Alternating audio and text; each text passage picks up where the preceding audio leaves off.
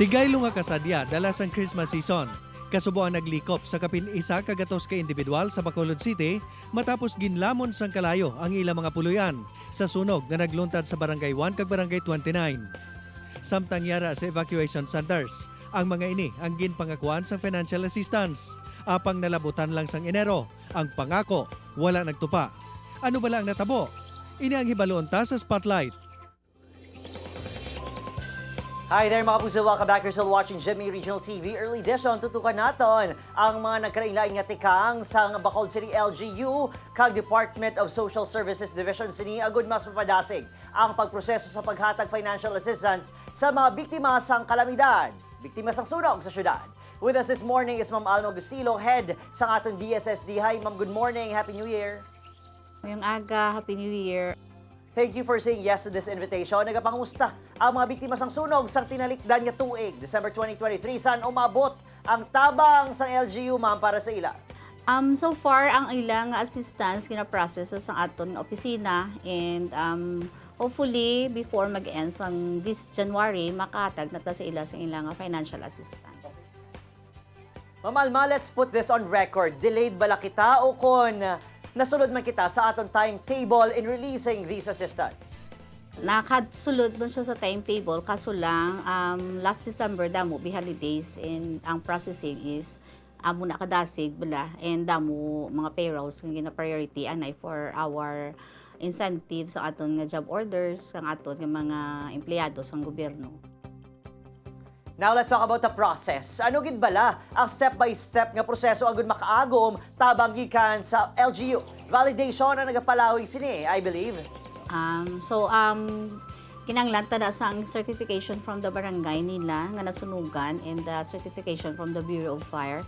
Then gina-interview na ang aton kag gina-validate, gina-assess anay sang aton social workers, ang area kag ang mga beneficiaries or ang aton nga mga recipients ang mga nasunugan ta. And once nga na-clean list na, kag na-validate na sa aton nga social workers, nga assigned dira, i-interview na sila and i-process na sa dason ang ilang mga financial assistance diri sa city.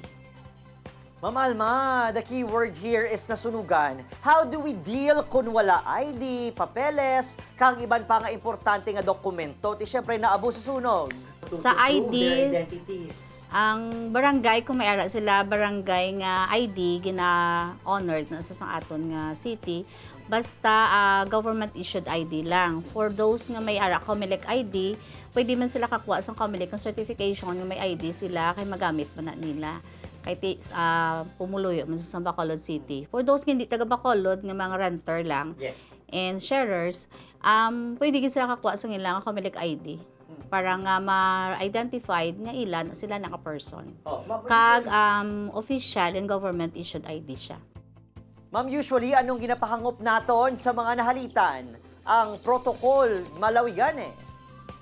So, sa mga nahalitan or sa mga nasunugan naton nga mga pumuluyo ta, ang ahensya sang gobyerno, si DSSD, wala man nagapadugay sang inyo nga assistance. Only then, ginahulat na lang yung may proseso kitang ginasunod para nga hindi man tabala siling ma-question sang aton nga sa COA or sa government procedures naton.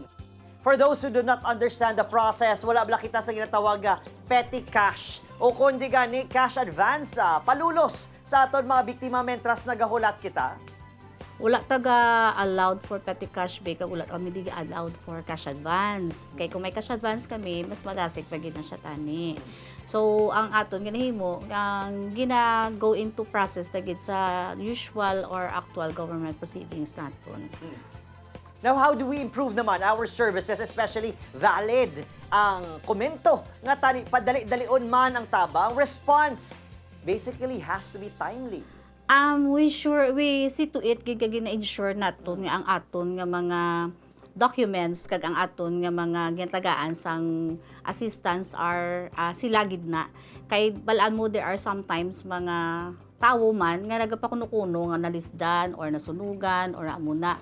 So if we are not going to validate them, may kung maglobo, magdako ang aton nga mga beneficiaries or ang aton nga mga recipient for that assistance. That is why nga may ara kita validation sa anay prior before ta mag hatag sa actual, and also gina-compare kag ginabunggo ta sa Bureau of Fire nga kung amo na siya, or kung may calamities ang DRRMO may ara na sila list of ano man ng listaman sila nga na ano na sila, naapektuhan sila sa calamities.